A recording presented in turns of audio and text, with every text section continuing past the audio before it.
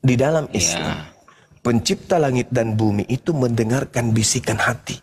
Walaqad khalaqnal insan wa na'lamu ma tuwaswisu bihi nafsuh.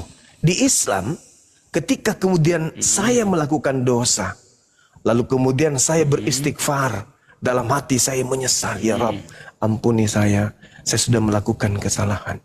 Dan ucapan saya itu menjadi sebab musabab saya benar-benar merasa bertobat dan bersalah dan tidak melakukan kesalahan lagi. Niatannya tidak melakukan lagi. Maka Allah mengampuni dosaku. Sesederhana itu.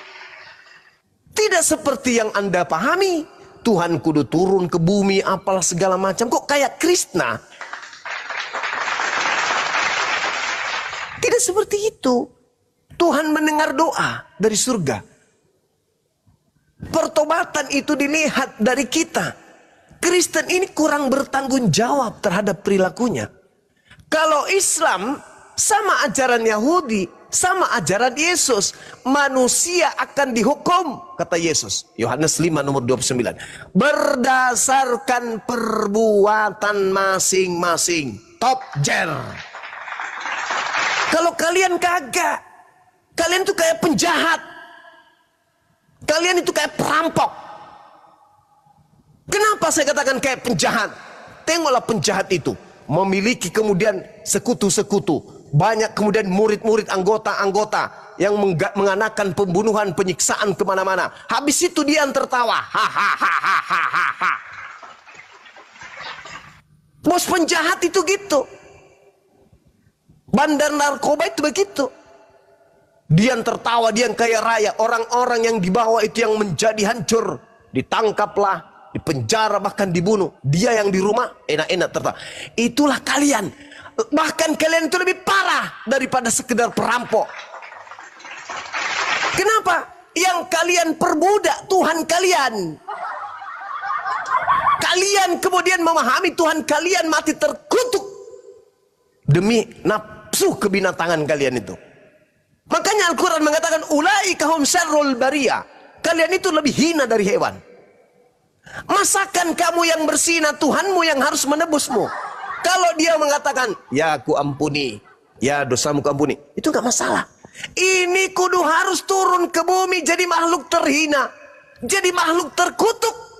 Hai saudara, di mana kemanusiaan kalian? Kok Tuhan sehina itu kamu buat? Sedangkan yang saudara lantik Tuhan itu Kristus. Sedangkan tidak ada sejarah Tuhan itu bergelar Kristus. Tak ada sejarah. Yang bergelar Kristus itu iblis. Kata siapa? Kata Yesus. Di mana tertulis? Matius 24. Ini bahaya ini. Sabar. Ini bahaya kalau Anda tidak menyadari itu. Bahaya. Waspadalah kepada Kristus. Paulus menjual apa? Menjual Kristus. Galatia 3 nomor 13. Kristus telah menebus Kristen dari kutuk hukum Taurat. Dari sini aja. Kalian kalau tidak ditutup-tutupi oleh iblis otak kalian, saudara-saudaraku Kristen pasti sudah sampai kepada kebenaran. Coba Anda baca Galatia 3 nomor 13. Kristus telah menebus Kristen. Kita di situ, tapi saya katakan Kristen karena kami tidak terima. Kristus telah menebus Kristen dari kutuk hukum Taurat. Pertanyaan saya nih, serius nih pertanyaan. Ini pertanyaan yang serius. Serius saya bertanya. Tolong Anda jawab dengan serius. Pertanyaan saya. Sejak kapan hukum Taurat itu berlaku kepada Kristen? Kenapa harus ada Kristus yang menebus kalian dari kutuk hukum Taurat? Ketika ada perintah, wahai Bani Israel, ya paman, bersunatlah. Apa kata kalian? Kenapa kalian itu tidak bersunat? Oh, sunat itu tradisi Yahudi. Oke? Kuduskan hari Sabat. Wow, Sabat itu hanya untuk Yahudi. Oke. Sembahlah Elohim, jangan kau sembah manusia. Oh kagak, Elohim itu adalah sebelum datang perjanjian baru. Oke.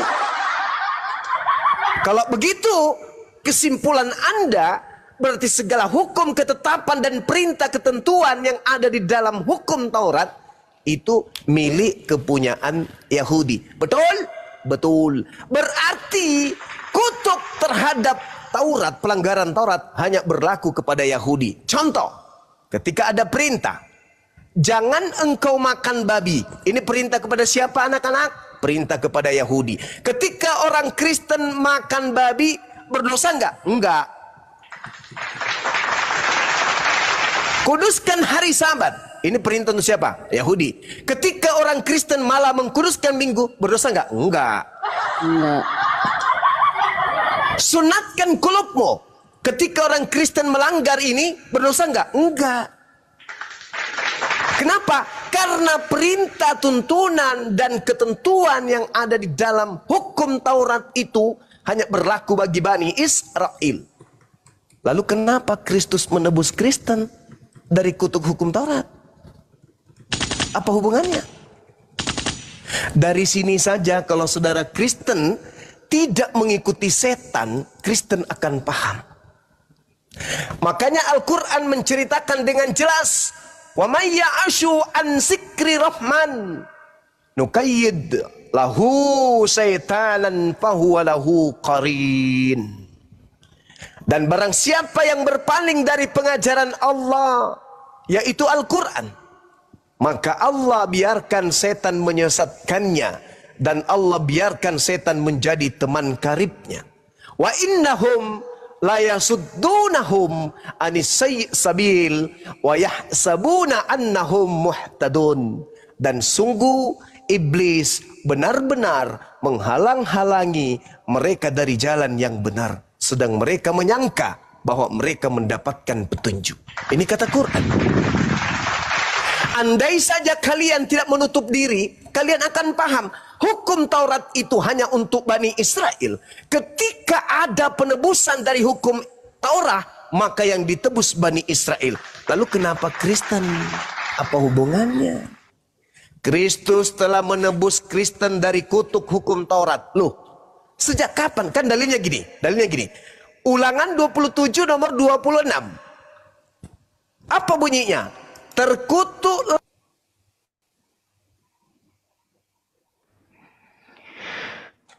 Wah, waduh, tombak. kena tombak kan bang semua. Biasa banyak tadi nunggu loh. Banyak sales panci di bawah. Waduh, kena tombak ini ya. Kok gitu, ceramahnya kurang banyak. Sebentar, sabar, kita tunggu dulu. Sabar. Bang Suma akunnya banyak. Sampai puluhan.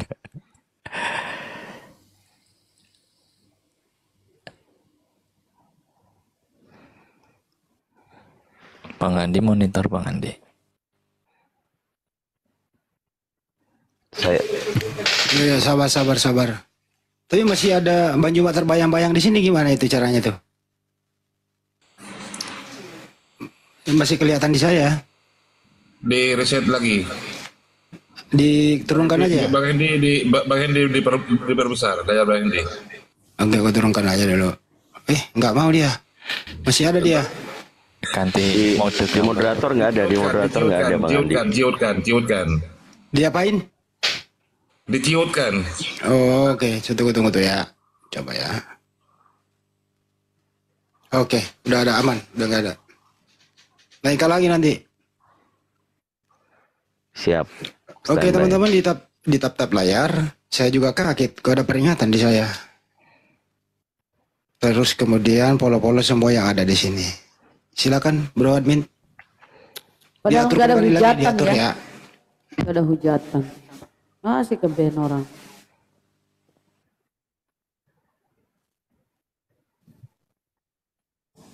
Oke, guru udah muncul. Sambil Siap. nunggu. Alhamdulillah. Hore, datang lagi. Lanjut. Bang Suma yang agak slow sedikit tuh biar. Ya. Jadi ketika ada perintah Jangan kemudian di dalam Taurat, maka perintah itu nggak berlaku kepada Kristen. Contoh, Ulangan 27 nomor 26. Terkutuklah orang yang tidak melakukan hukum Taurat dengan perbuatan. Orang yang dimaksud di sini siapa? Bani Israel kan?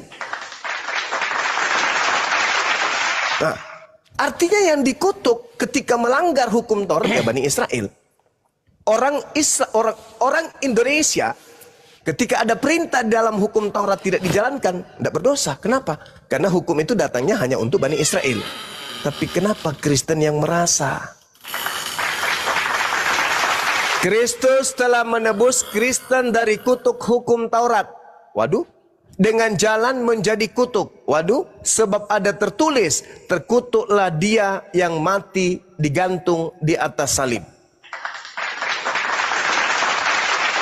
Terkutuk. Orang ini terkutuk. Si Kristus ini terkutuk. Kenapa dia terkutuk? Apa alasannya? Karena hukum Taurat. Membebaskan orang-orang dari hukum Taurat. Orang-orang yang mana yang dibebaskan dari hukum Taurat? Orang Kristen. Apa hubungannya? Loh, hukum Taurat tidak mengikat Kristen kok. Kristen mau makan babi, terserah. Mereka bukan penganut hukum Taurat. Kalau yang memegang hukum Taurat makan babi berdosa. Kristen makan babi berdosa nggak? Enggak. Karena mereka bukan penganut Taurat. Lantas untuk apa Yesus mati, Kristus mati? Dari hukum Taurat untuk Kristen, apa hubungannya? Kristus mati atau Kristus tidak mati, tetap saja Taurat itu tidak berlaku untuk Kristen. Jadi ini murni hanya akal-akalan iblis saja. Akal-akalan iblis. Kalau kau mengikuti aku, ya, kamu selamat dan kamu tidak perlu menjalankan Taurat. Lah, emang Taurat itu kapan berlangsung dan berguna untuk saya? Berlaku untuk saya kapan? Gak pernah kan? Iya, terus ngapain kau sibuk-sibuk mati? Kamu halal makan babi loh. Memang pengharaman babi itu untuk saya. Itu kan hanya untuk Yahudi. Terus ngapain lu sibuk-sibuk mati untukku? Ini rekayasa aja. Karena mustahil pencipta langit dan bumi menebus dosa manusia, para pendosa dengan menggunakan manusia lain. Itu mustahil. Yang ada adalah iblis menginginkan menjual nama Yesus agar dituhankan. Dan itu berhasil. Makanya Yesus mewanti-wanti pengikutnya. Waspada lu kepada dia yang datang mengaku Yesus Kristus. Dia akan menyesatkan banyak orang. Dia akan melakukan mujizat-mujizat untuk menjadi bahan tipuan. Agar dia dianggap Tuhan. Terbukti hari ini kan.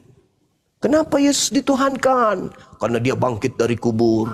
Kenapa Yesus dituhankan? Karena dia membangkitkan orang. Kenapa Yesus dituhankan? Karena dia maha kuasa dan setelah bla bla bla segala macam. Segala macam tete bengek diberikan kepada Kristus yang kalian sembah itu. Padahal Yesus sendiri ketika datang, dia hanya mengatakan dirinya Rasul Tuhan. Adapun mukjizat yang dilakukan, baca yuk Kisah Para Rasul 2 nomor 22. Orang Israel harus tahu, yang kumaksudkan adalah Yesus dari Nazaret yang menjadi perantara, melakukan mukjizat-mukjizat, tanda-tanda dan kekuatan yang dilakukan oleh Allah melalui perantaraan Yesus, seperti yang kalian tahu. Berarti kekuasaan yang dilakukan oleh Yesus itu bukan dia yang melakukan. Yang melakukan itu adalah Tuhan yang mengutusnya melalui perantaraan dia, karena dia adalah utusannya. Datang Kristen menganggap wakil Tuhan, utusan Tuhan ini sebagai Tuhan. Tadi saudara Bro Admin dengan PD-nya, kami mengangkat derajatnya, meninggikannya menjadi Tuhan. Alamak, Tuhan itu cuma satu, bang. Mau sekuat apapun kalian mengusung Kristus ini menjadi Tuhan, bukan menjadi benar. Justru menjadi salah.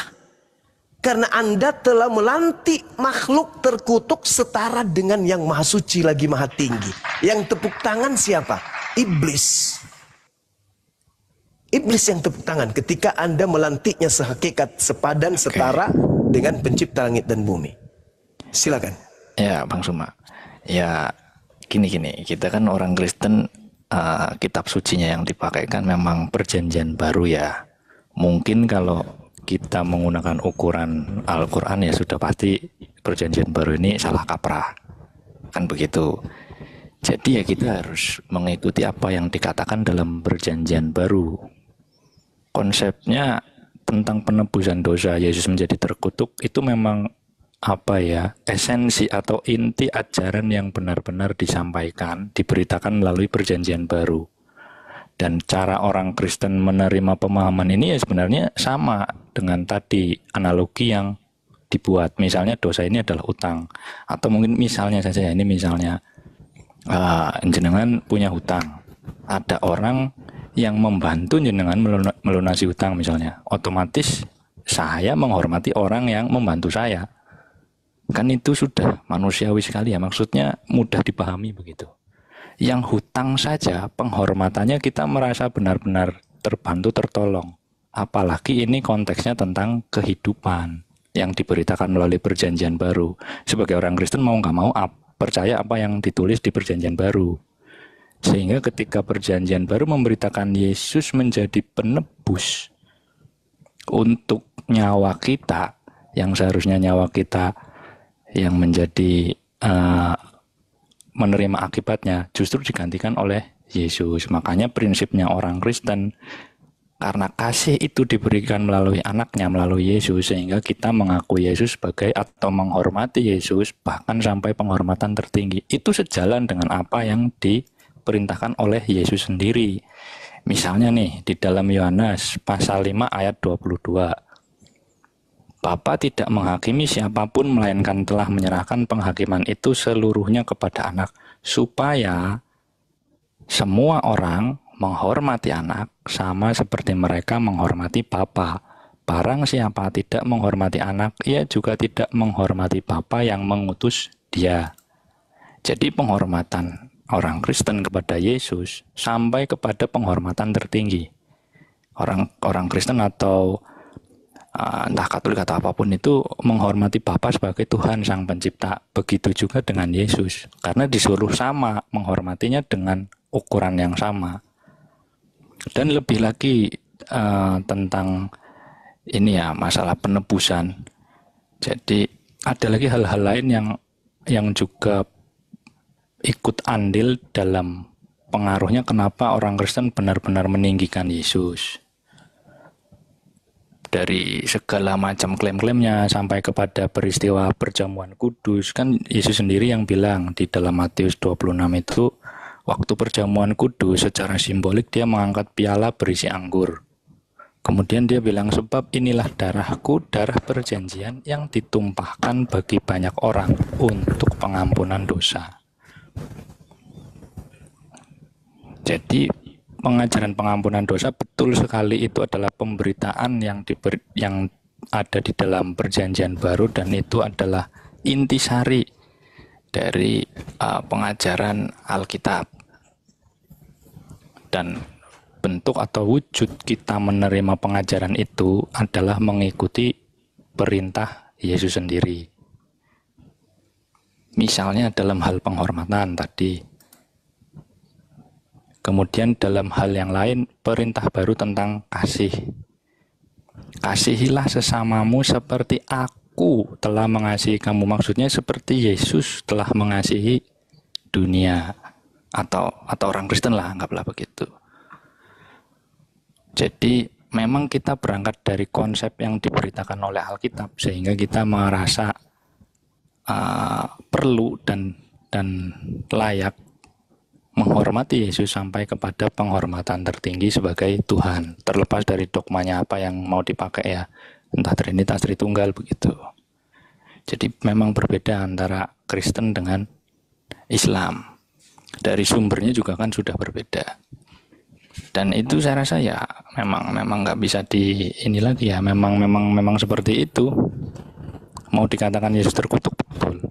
Tetapi kita justru karena Yesus mau rela dikutuk, sehingga kita meninggikan dia gitu.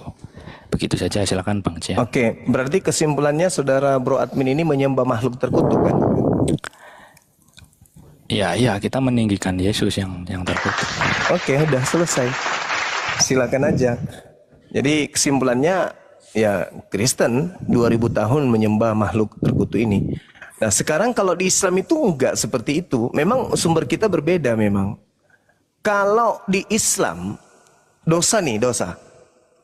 Solusinya hanya bertobat. Bagaimana solusi dosa menurut Yesus? Tobat. Bertobatlah sebab kerajaan Tuhan sudah dekat. Tuh. Sekarang implementasi dalam kehidupan. Yesus datang menebus dosa. Iming-iming dosa waris. Artinya Yesus datang melepaskan kutuk dosa waris. Ini kalau kita bedah secara ilmiah, maka submateri kita menghantarkan pada referensi Bible dan juga Al-Quran tentunya. Kalau Al-Quran jelas anak keturunan Adam itu dimuliakan oleh Allah. Walaqad karramna bani Adam wa hamalnahum fil barri wal bahri. Dan sungguh aku Allah telah memuliakan anak cucu Adam. Gak perlu ada penebus dosa. Gak perlu. Fatalakka Adamu min rabbihi kalimatin fataba alaih. Innahu huwat tawwabur rahim. Adam setelah khilaf, Adam bertobat. Tobatnya diterima. Tidak ada dosa waris. Kasih. Ini baru ajaran kasih. Kemudian di Islam perintahnya itu selalu bertobat. Yesus mengajarkan demikian halnya, bertobat. Dua, kemudian ajaran ini kontraks. Pertobatan untuk mensucikan diri. Pertobatan. Salah satu pertobatan adalah dengan berkurban. Ada idul kurban. Yesus mengajarkan kurban. Matius 8 nomor 4. Nah, kemudian yang terjadi hari ini, saudara Kristen mengaku Yesus menjadi kutuk. Kristus menjadi kutuk. Kalau demikian, berarti yang dilepaskan dari kutuk harus ada. Yesus menjadi kutuk karena melepaskan kutuk. Adam tidak ada dalilnya dikutuk. Yang ada dalilnya dikutuk itu iblis, Kejadian 3. Berarti dengan kata lain, Kristus telah menebus kemudian iblis dari kutuk Tuhan. Kok bisa Bang Suma? Buktikan aja. Kutuk kepada bumi. Kutuk kepada iblis. Engkau akan bermusuhan keturunanmu dan keturunannya. Pertanyaan saya, apakah manusia masih susah payah mencari nafkah? Masih. Apakah perempuan masih susah payah melahirkan? Masih. Apakah iblis dan manusia hari ini masih bermusuhan? Masih. Lalu, apa yang ditebus? Hayalan. Hayalan yang ditebus. Pertama. Yang kedua, kalau kita lihat pengakuan dari saudara kita Kristen, penebusan itu terjadi hanya sekali. Setelahnya nggak ada lagi. Lalu kalau Kristen bertobat, bersalah, berdosa, setelah penyaliban, misalnya ada yang membunuh sesama Kristen, solusinya apa? Bertobat. Bedanya dengan Islam? Ya nggak ada. Berarti penyaliban itu penebus dosa hanya akal-akalan iblis. Akal-akalan iblis. Kenapa? Setelah penyaliban, Kristen melakukan dosa, diperintahkan juga bertobat.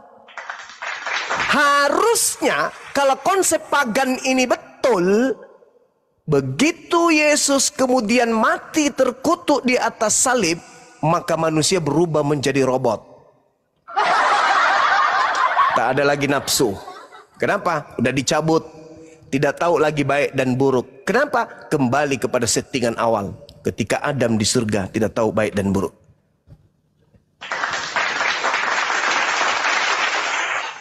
Faktanya, manusia semakin licik-picik. Bahkan manusia makhluk terkutuk pun saking liciknya dianggap Tuhan.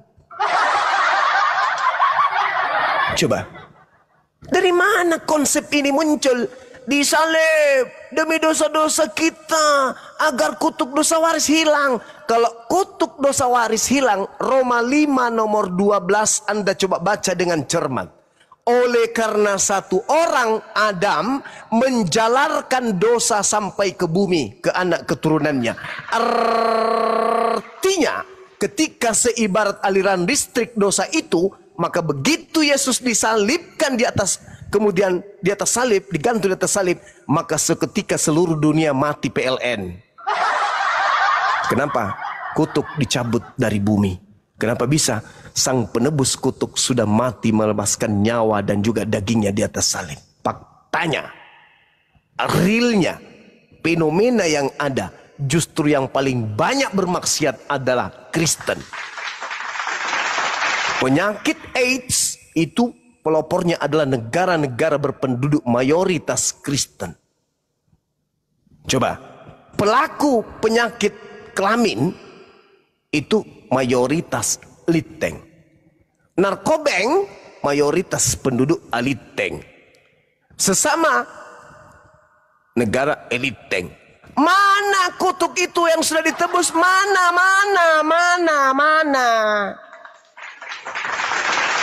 Baik dan jahat itu mana?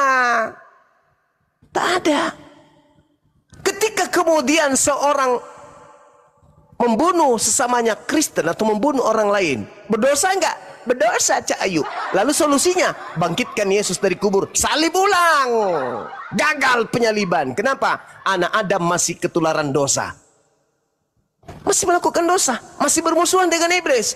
Manusia tanpa iblis, manusia itu hidup seperti malaikat. Tapi karena masih bermusuhan sampai hari ini, ia masih melakukan dosa. Tapi katanya udah ditebus. Itu bullshit. Itu hanya keinginan rekayasa iblis agar dia, iblis, dituhankan separuh dari keturunan Adam. Apa tujuannya salib itu? Apa coba? Aku menerima Yesus, dengan darahmu dosaku udah diampuni. Iya, kamu di gereja oke, meneteskan air mata. Selangkah kau dari gereja, seluruh kemaksiatan kau lakukan. Mana dosa itu? Mana dari darah Yesus? Inilah darahku, makanlah dagingku. Apa itu? Tak ada gunanya. Wong, justru pastor pendeta yang cenderung kita lihat bermaksiat. Lalu mana penebusan itu? Darah Yesus, mana darah Yesus? Mana? Tak ada fungsinya. Gak ada fungsinya.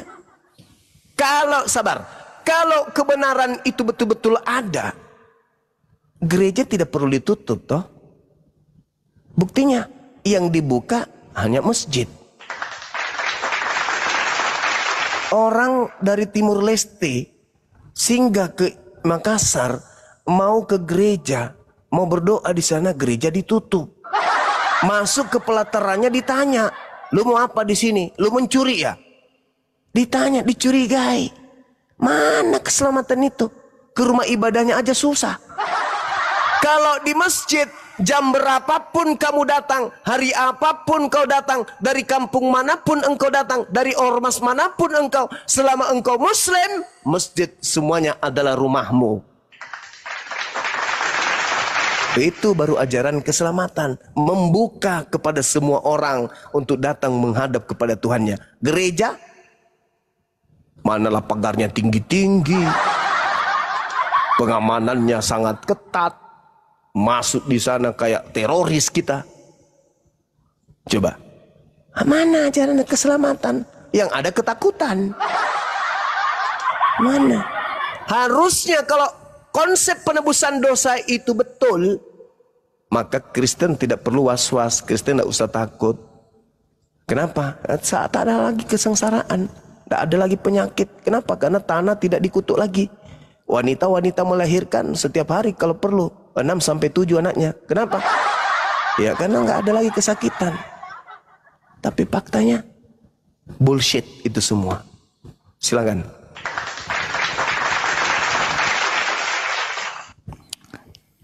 Ya Bang Suma, waduh panjang juga ya. Tapi pada dasarnya gini, oke lah, memang penebusan itu bagaimana terhadap orang Kristen misalnya ya, sudah menjadi Kristen, sudah percaya Kristus tapi tetap berbuat dosa. Bang Suma kan tadi kurang lebih menyampaikan hal itu. Artinya penebusan tidak berguna. Ya bukan tidak berguna, penebusan secara pengajaran itu atau secara Alkitab Perjanjian Baru ya, itu terjadi hanya satu kali. Kasih karunia diberikan satu kali. Tentang pertobatan sebagai wujud kita atau orang percaya yang menerima kasih karunia itu memang tidak terjadi secara instan, dan itu memang bertumbuh dan membutuhkan proses. Jadi pertobatan sejati itu bukan berarti tidak pernah jatuh. Sama seperti Petrus ya. Petrus kan juga pernah menyangkal Yesus bahkan 3 kali. Tetapi itu pun tetap diampuni dan malah menjadi semakin mengenal, semakin percaya kepada Yesus begitu. Jadi memang pertobatan tidak terjadi secara instan, dan itu membutuhkan waktu untuk bertumbuh. Karena itu kan melibatkan perasaannya orang. Sehingga untuk benar-benar menjadikan Yesus sebagai teladan, mengikuti apa yang disampaikan oleh Yesus, mempercayai apa perkataan Yesus dalam Perjanjian Baru, dan mengimplementasikannya dalam kehidupan nyata, misalnya pengajaran tentang kasih, bahkan mengasihi orang yang berbuat jahat atau memusuhi, itu sesuatu yang butuh perjuangan. Atau berbuat baik dan tidak melakukan dosa lagi, itu sesuatu tindakan pertobatan yang tidak mudah, dan pertobatan yang sejati memang butuh waktu dan benar-benar konsisten. Maksudnya sesuailah dengan apa yang dikatakan. Sekarang kembali dengan klaimnya Yesus tentang memberikan nyawa. Memang banyak sekali ayat-ayat yang mengatakan Yesus memberikan nyawanya, memberikan dirinya sebagai penebusan. Bahkan Yesus mengaku sebagai gembala yang baik. Gembala yang baik memberikan nyawanya bagi domba-dombanya. Itu di dalam Yohanes kan ada. Akulah gembala yang baik memberikan nyawanya bagi domba-dombanya. Jadi memang ya mau nggak mau, memang Yesus itu diceritakan Alkitab wafat, dan bahkan ditegaskan oleh Paulus menjadi terkutuk. Jadi ya memang begitu nasibnya atau yang dialami oleh Yesus sendiri. Tapi itu sekali lagi ada pesan yang lain, dan tujuan itu di mata dunia itu adalah perbuatan yang hina. Tetapi di mata Tuhan dibalikan kepada orang percaya sebagai perbuatan yang ajaib atau karunia yang diberikan oleh Tuhan. Sehingga mungkin sedikit pemahaman yang berbeda dengan yang tadi disampaikan sama Bang Suma tentang penebusan ini. Nah, saya bertanya saja Bang Suma supaya kita ada dua arah ya. Memang betul kita ada ajaran tentang penebusan atau penggantian, sehingga yang harusnya kita yang menerima upah dosa adalah maut, kita yang harusnya mati kekal, justru Yesuslah yang menerima maut itu. Nah, sekarang pertanyaan saya, di dalam Islam kan juga ada yang dikatakan bahwa sama atau tokoh yang sama antara Yesus, yaitu Nabi Isa. Tetapi dikatakan Nabi Isa ini tidak wafat, tidak mengalami peristiwa penyaliban atau wafat. Nah, pertanyaan saya, ada beberapa cerita mengatakan tidak wafat karena digantikan. Saya fokus ke informasi yang digantikannya. Dari sisi penggantian ini, kenapa justru digantikan dengan orang lain, entah itu penggantinya orang jahat atau orang benar, apapun itu, kenapa justru digantikan? Karena yang kita tahu ya, misal nih, kalau dianalogikan ke dalam konsep utang, misalnya saya punya utang. Terus tetangga saya yang melunasi utang saya. Otomatis saya menghormati tetangga saya, bahkan saya menghormati sampai setinggi-tingginya karena hutang itu mungkin bisa merenggut nyawa saya. Misalnya loh.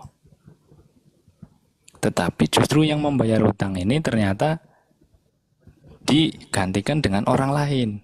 Atau entah ceritanya bagaimana, atau tidak jadi membayar hutang. Malah orang lain yang dipaksa. Atau mungkin tetangga saya ini ternyata ngambil dari orang lain terus dikasihkan untuk membayar hutang.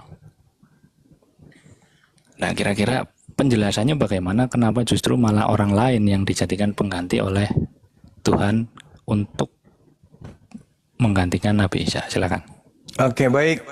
Masya Allah, pertanyaan yang baik. Jadi gini saudara, Al-Quran diwahyukan bukan mengatur keadaan yang ada. Bukan Al-Quran yang men-setting keadaan. Catat itu dulu. Jadi alur ceritanya harus didudukkan pada kerangka yang betul. Yahudi, Kristen, Islam. Bukan Al-Quran yang kemudian menjadi pokok aturan main. Tidak. Yang terjadi pelakunya adalah Yudaism. Jadi Al-Quran meluruskan sejarah. Bukan Al-Quran mengatur sejarah. Itu dulu. Mari kita lihat. Ketika dikatakan Al-Quran wa qaulihim inna qatalnal masih Isa bin Maryam, kami hukum juga mereka karena ucapan mereka. Nah, berarti ada yang mau diluruskan. Apa yang hendak diluruskan oleh Al-Quran? Ucapan, kepercayaan, keyakinan, keteguhan hati terhadap Nabi Tuhan yang diisukan mati terkutuk di atas salib. Itu dulu. Jadi Al-Quran menjelaskan dengan meluruskan sejarah, bukan mengatur sejarah. Mari saya pertanggungjawabkan kalimat saya ini. Anda baca Yohanes 11 nomor 45 sampai nomor 57.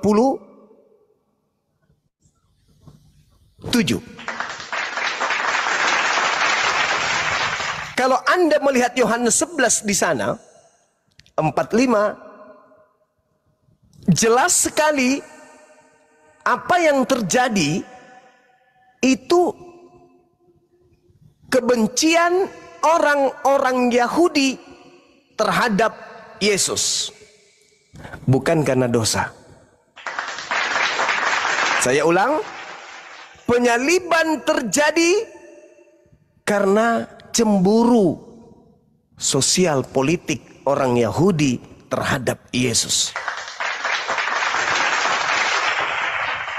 Kalau yang menjadi tolak ukurnya dosa waris, Al-Quran jelas keliru.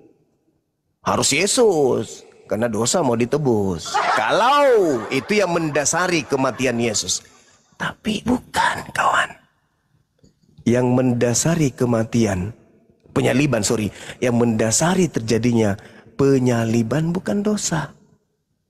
Yang mendasari terjadinya penyaliban adalah kebencian, keangkaramurkaan Bani Israel kepada manusia suci yang kami sebut Isa dan kalian menyebutnya Yesus.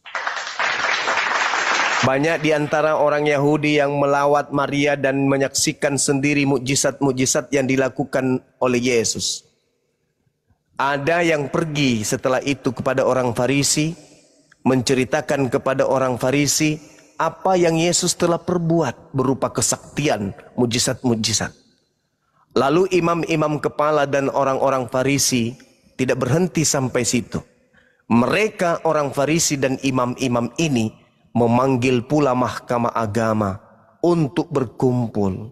Lalu setelah mereka berkumpul, muncul perbincangan. Salah satu perbincangannya adalah, apakah yang harus imam kepala mahkamah agama, lalu orang Yahudi dan orang Farisi lakukan melihat Yesus yang begitu banyak melakukan mukjizat. Mereka menjadikan perbincangan yang sangat-sangat hot saat itu. Apabila Yesus dibiarkan, maka semua orang akan percaya kepada Yesus. Dan kalau itu terjadi, maka orang-orang Roma akan datang merampas tempat suci mereka dan merampas bangsa Israel. Jadi simpan dulu konsep pagan Anda nebus dosa, simpan dulu, bungkus dulu itu, bungkus, jangan Anda bawa dulu. Jangan Anda campur adukkan dengan kronologi kejadian di lapangan. Konsep Anda bungkus dulu, kembalikan dulu ke Roma. Jangan Anda bawa dulu. Ini adalah kerangka awal. Bagaimana kemudian orang Yahudi melatar belakangi kebenciannya karena faktor sosial, ekonomi, politik. Kristen tak ada hubungannya. Kristen nongol nanti belakangan. Kristen itu hanya penumpang gelap, seibarat kapal loncat lewat kapal tanpa beli tiket. Ini kejadian pada TKP yang ada. Sejarah yang membalut kejadian salib itu, wa makaru wa makarallah. Makar yang mereka buat demi untuk memuaskan kecintaannya kepada dunia, orang-orang Yahudi. Kalau Yesus kita tidak bunuh, kalau Yesus kita biarkan, maka Yesus akan menyebabkan orang-orang semakin banyak percaya kepadanya. Dan kalau itu terjadi, maka bangsa penguasa kala itu yang menguasai separuh penduduk bumi akan datang merampas tempat suci kita dan merampas bangsa kita ini. Kondisi genting, dong, terdang, dang, dang, dang, tegang semuanya. Imam kepala tegang, mahkamah agama tegang, orang-orang Yahudi tegang, orang Farisi panik sepanik-paniknya. Kenapa? Lahir satu orang pembangkang bernama Yesus, mau dibunuh tetapi hebat, mau dihilangkan tetapi sakti. Bayangkan dia bisa berjalan di atas air, Pak.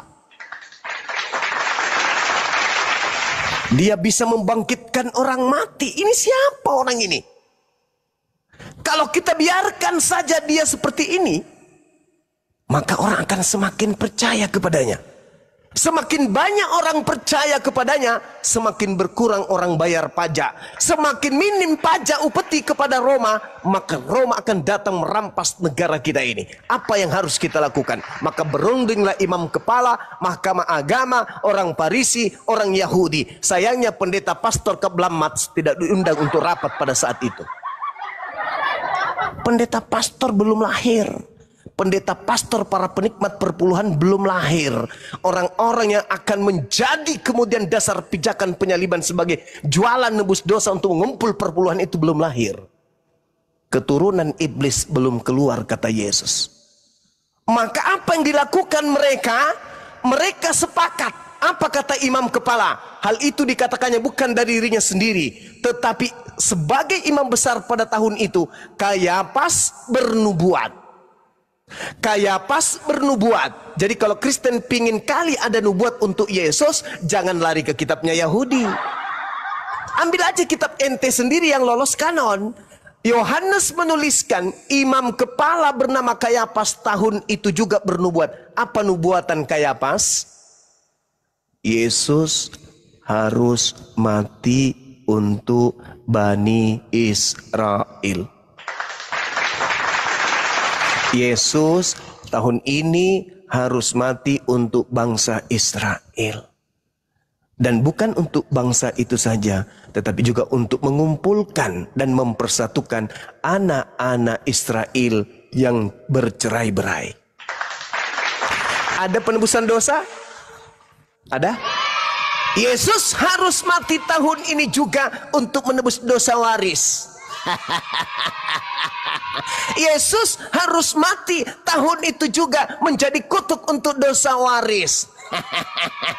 Yesus harus mati untuk menyelamatkan kaliteng-aliteng dari dosa-dosa mereka.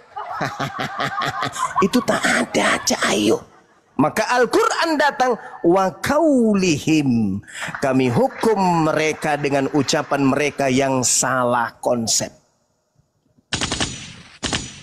Hari itu juga kemudian mereka sepakat untuk membunuh Yesus, karena Yesus harus mati untuk bangsa kita. Kalau Yesus tidak kita bunuh, maka bangsa kita akan dirampas oleh penjajah Roma. Data di 53-nya, mulai hari itu mereka sepakat untuk membunuh Yesus. Apa yang melatar belakangi pembunuhan? Dosa waris. Apa yang melatar belakangi? Kutukan dosa di Gan Eden. Bullshit. Penipu kalian. Pembohong kalian. 2000 tahun kalian mengentaskan kebodohan di atas bumi ini dengan menjual salib kepada orang-orang yang tidak pernah belajar Bible. Sedangkan Bible sendiri menorehkan dasar pijakan pembunuhan terhadap Yesus itu murni karena faktor politik. Al-Quran datang mengurai kebenaran itu. Wa qaulihim inna qatalnal masiha Isa bin Maryam Rasulullah.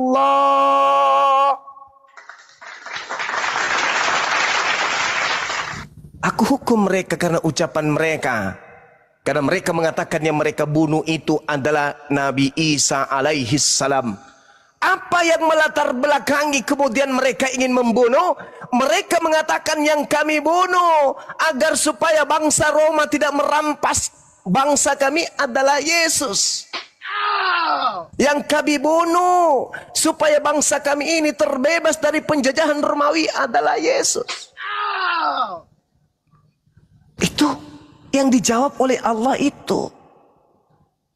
Kalau yang dijawab oleh Allah Kristen, Al-Maidah ayat 116, 117. Itu dibahas Kristen. Wa isqalallahu ya Isa bin Maryam anta qulta linnas tahizuni wa ummi ilahaini min dunillah. Apakah engkau yang mengajarkan Kristen untuk menuhankan dirimu selain daripada aku? Itu baru bahas Kristen. Kalau bahas penyaliban, bahas Yahudi. Tak ada hubungannya dengan Kristen. Kristen itu penumpang gelap yang kemudian mengangkat Kristus menjadi Tuhan demi dosa waris. Padahal penyaliban bukan karena dosa waris. Penyaliban karena faktor ekonomi. Mulai hari itu, Yesus tidak lagi tampil di depan umum, melainkan Yesus berangkat ke sebuah daerah dekat padang gurun bernama Efraim. Di sanalah ia tinggal bersama dengan murid-muridnya, sembunyi dari penangkapan Yahudi dan Romawi. 10 tahun, 20 tahun, 30 tahun, 1 abad, 2 abad, 3 abad muncul konsep pagan. Yesus mati untuk dosa waris.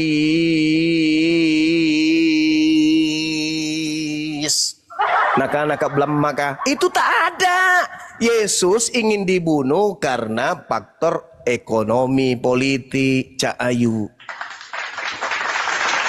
Makanya ketika mereka ingin membunuh Yesus karena unsur politik, karena unsur kemudian ekonomi, Allah menyelamatkan nabinya. Makanya di dalam Amsal 21 nomor 18, orang fasik dipakai sebagai tebusan bagi orang benar dan pengkhianat sebagai ganti orang jujur. Ketika kemudian orang Yahudi ingin membunuh Yesus dan Yesus bersembunyi, mereka kemudian menemui seorang pengkhianat bernama Yudas untuk supaya menemukan Yesus agar Yesus dibunuh untuk menyelamatkan mereka dari tekanan Roma, bukan dari dosa waris. Cahayu, itu karangan paganisme, sabar. Jadi Amsal 21 nomor 18 ini kata Yesus sendiri. Dalam Lukas 24 nomor 44 harus terjadi seluruhnya apa yang tertulis tentang aku di kitab Amsal. Itu kata Yesus. Saya ulang, kata Yesus, harus terjadi apa yang telah dituliskan tentang aku di kitab Amsal. Lukas 24 nomor 44. Apa yang tertulis tentang aku di Amsal? Orang fasik Yudas dipakai sebagai tebusan bagi orang benar Yesus, dan pengkhianat Yudas sebagai ganti Yesus orang jujur. Jadi kalau orang keblamats tidak akan pernah bisa paham data dalam Bible. Itu yang Anda tanya tentang Al-Quran. Kenapa Al-Quran melakukan penggantian? Karena orang Yahudi ingin membunuhnya karena mereka sepakat membunuh orang yang melakukan mukjizat demi untuk keangkaramurkaan dan keserakahan duniawi. Bukan karena dosa waris, Cahayu. Kristen itu penumpang gelap yang bikin cerita sendiri yang tak ada pangkal ujungnya kepada pengajaran Yesus. Yesus mengajarkan kepada murid-muridnya ya dalam Matius 8 nomor 4, perlihatkan diri kalian kepada imam dan lakukanlah persembahan-persembahan yang diperintahkan oleh Nabi Musa kepada kalian. Apa itu? Hewan ternak, bukan manusia apalagi Tuhan. Demikian saudara, maaf kepanjangan, silakan. Ya, oke Bang Suma. Saya respon sedikit. Ya betul sih, memang itu peristiwa kejahatan ya. Apa yang terjadi kepada Yesus itu peristiwa kejahatan. Memben sesama saja sudah jahat, apalagi memben anak Tuhan, kan begitu ya. Sudah jahatnya luar biasa itu. Betul sekali, itu peristiwa kejahatan. Tetapi kenapa orang Kristen kemudian masih tetap percaya dan itu benar-benar terjadi? Karena di Alkitab sendiri memang Tuhan itu punya polanya sendiri ya. Jadi ada pola yang sering dilakukan oleh Tuhan. Kadang-kadang manusia merencanakan kejahatan, tapi Tuhan itu mengubahnya jadi kebaikan. Termasuk apa yang terjadi